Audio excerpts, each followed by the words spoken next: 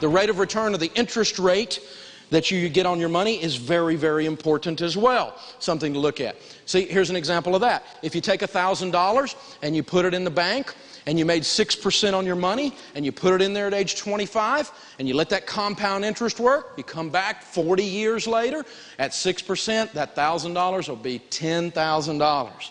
If you double the rate of return from 6 to 12%, it doesn't double the results, does it? Because compound interest is a mathematical explosion.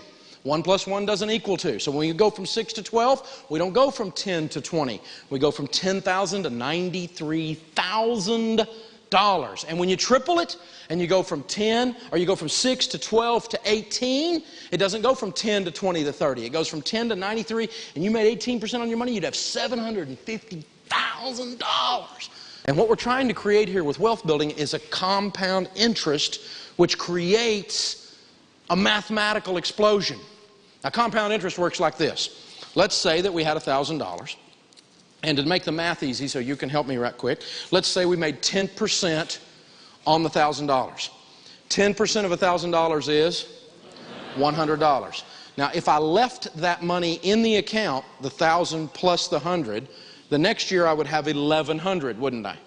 And I would earn 10% on that, which would be $110, right? So the next year I'd have $1,210. And it keeps building up. And every time it builds up, it gets a little more interest every time, because you're not only getting interest on the principal, but you're getting interest on the interest that you've built up. And that is a powerful, powerful process. The trick is you've got to start right now. You got to get with it. We got to get these emergency fund out of the way and start paying cash for things so that we don't have any debt, so that we can build some wealth. And as we start really doing our investing, we get to see the power of compound interest. Ben and Arthur discovered that. Ben is, well, he's a bright young man. At 19 years old, he decided to start saving $2,000 a year. He did that from age 19 all the way to age 26. Now, at age 26, how much money did Ben add to his account personally? He used to put in $2,000, but at age 26 or at age 27, how much did he put in? Zero. He didn't put another dime in, did he?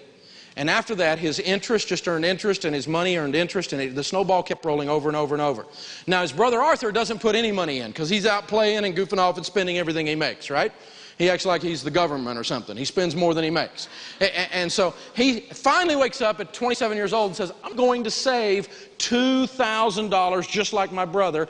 And he does that from age 27 all the way to age 65. Now think with me on this. Arthur, who has put in $78,000, is behind Ben, who put in only $16,000 by over $700,000. Let me say that again so you get it. The guy who put in $78,000 got beat by the guy who put in $16,000 by $700,000 just because the other guy started earlier.